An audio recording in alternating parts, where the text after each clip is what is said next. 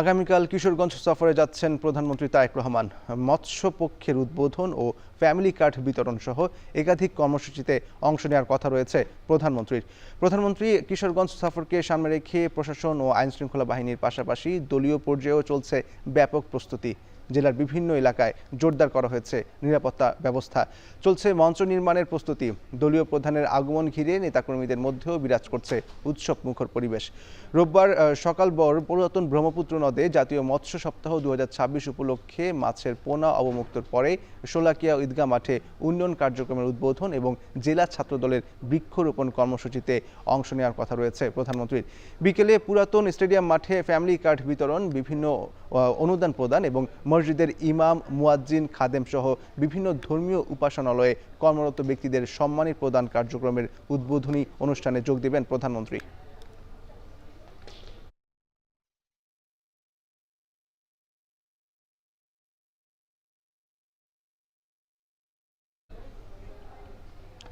আগামীকাল কিশোরগঞ্জ সফরে যাচ্ছেন প্রধানমন্ত্রী তারেক রহমান। প্রধানমন্ত্রীর আগমন ঘিরে চলছে শেষ মুহূর্তের প্রস্তুতি।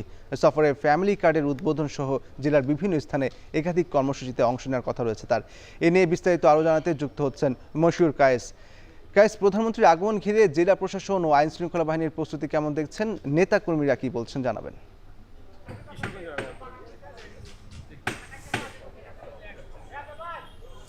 ব্যাপক প্রস্তুতি, মানে বেশ কয়েকদিন যাবতেই কিন্তু এই কর্মযজ্ঞ চলছে এবং একেবারেই বলা যায় যে আগামীকাল যেহেতু প্রধানমন্ত্রী এসে উপস্থিত হবেন সে কারণে কিন্তু একেবারেই শেষ দিকের প্রস্তুতি চলছে। আমি একটু জানিয়ে রাখতে চাই, প্রধানমন্ত্রী হিসাবে দায়িত্বভার গ্রহণের পর কিন্তু এই প্রথমবার কিন্তু তিনি কিশোরগঞ্জ আসছেন, যার ফলে প্রশাসন থেকে শুরু করে সবার প্রস্তুতি যেমন ব্যাপক, অন্যদিকে কিন্তু নেতাকর্মীরা কিন্তু ব্যাপক উৎসাহ উদ্দীপনা নিয়ে কাজ করছে এবং তাদের মধ্যে উৎসবমুখর পরিবেশ কিন্তু আমরা বিরাজ করছে, সেটি কিন্তু আমরা দেখছি।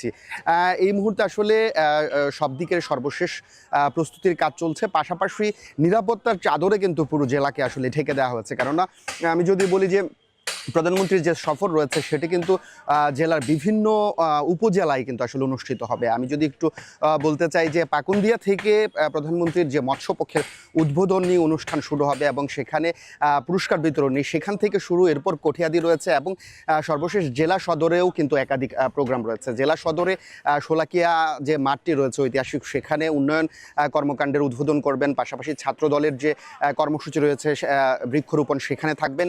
এরপর যে ফ্যামিলি কার্ডের যে এতদিন পর্যন্ত যে পাইলটিং প্রকল্প ছিল সেটির কিন্তু আনুষ্ঠানিক যে ফ্যামিলি কার্ড বিতরণ সেটি কিন্তু আসলে উদ্বোধন করবেন এই কিশোরগঞ্জ থেকে, যার ফলে সব মিলিয়ে যদি বলি যে কিশোরগঞ্জে কিন্তু ব্যাপক প্রস্তুতি নেওয়া হয়েছে এবং ব্যাপক কর্মযজ্ঞ চলছে। প্রশাসন থেকে শুরু করে দলীয় নেতাকর্মী সহ সবার মধ্যেই কিন্তু ব্যাপক কর্মযজ্ঞ চলছে এবং সেটি কিন্তু উৎসবের রূপ নিয়েছে গত কয়েকদিন ধরে। এবং সবাই যে বিষয়টি বলছে যে কিশোরগঞ্জে প্রধানমন্ত্রীর